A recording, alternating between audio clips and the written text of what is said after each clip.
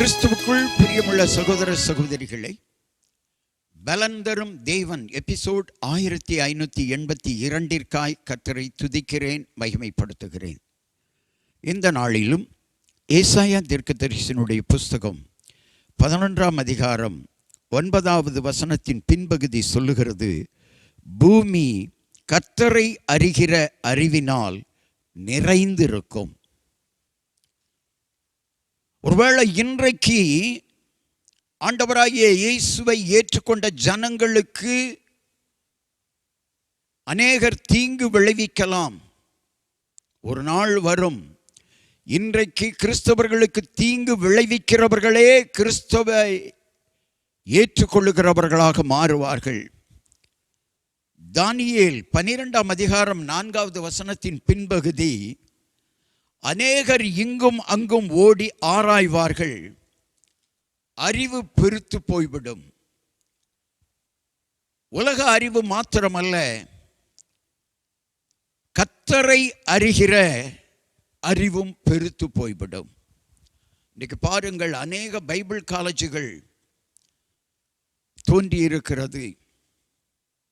இந்திய தேசத்தில் ஒரு காலத்தில் ஜனங்கள், ஒடுக்கப்பட்ட ஜனங்கள், பிற்படுத்தப்பட்ட ஜனங்கள், சட்டை போட முடியாது, செருப்பு போட முடியாது, ஆதிக்க சக்திகள் அவர்களை ஒடுக்கி வைத்திருந்தன.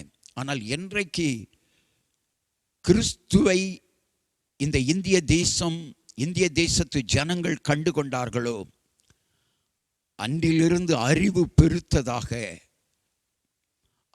பெருத்த ஜனங்களாக ஜனங்கள் மாறினார்கள். பிற்படுத்தப்பட்டவர்களுக்கு கல்வி கிடைத்தது, தாழ்த்தப்பட்டவர்களுக்கு கல்வி கிடைத்தது. இன்றைக்கு உயர் பதவிகளிலே உட்காருவதற்கு தள்ளப்பட்டவர்கள் உயர்வதற்கு காரணம் கிறிஸ்து. இயேசு கிறிஸ்துவை அறிகிற அறிவு அநேகரை உயர்த்தி இருக்கிறது. சகோதரனே, உன் வாழ்வில் நீ உயர வேண்டுமா? உன் தொழிலில், உன் வியாபாரத்தில் வளர்ச்சி வேண்டுமா? உயர வேண்டுமா? உன் பிள்ளைகளின் காரியங்களில் உயர வேண்டுமா?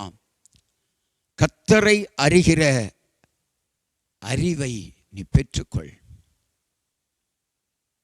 நீ வளருவாய், நீ பெருகுவாய், உயர் பதவியிலே நீ உட்காருவாய். கண்களை மூடி ஜெபிக்கலாம். கர்த்தரை அறிகிற அறிவினாலே இந்த பூமியும் பூமியின் ஜனங்களும் பெருக்கத்திற்கு ஆளாவார்கள். கர்த்தரை அறிகிற அறிவு வேண்டும். யாரையோ அறிந்து கொண்டு உங்கள் வாழ்க்கையை இருளாக்கி கொள்ளாதிருங்கள். கர்த்தரை தேடுங்கள். நான் கர்த்தரை தேடினேன், அவர் எனக்கு செவி கொடுத்து என்னுடைய எல்லா பயத்துக்கும் நீங்களாக்கி விடுவித்தார் என்று சங்கீதக்காரன் சொல்லுகிறான். கர்த்தரை தேடுகிற அனுபவம் உன் பயத்தை மாற்றும், உன் வியாதியை மாற்றும், உன் வேதனையை மாற்றும், உனக்கு ஞானத்தை தரும், உணர்வை தரும், பலனை தரும், பயத்தை எல்லாம் மாற்றும்.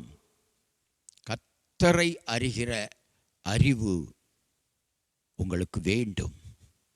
கர்த்தரை அறிகிற அறிவிலே பெருகிக்கொண்டே இருங்கள். உங்கள் வாழ்வில் பெருக்கம் வரும். இயேசு கிறிஸ்துவின் நாமத்தில் ஜெபிக்கிறேன் பிதாவே, ஆமென்.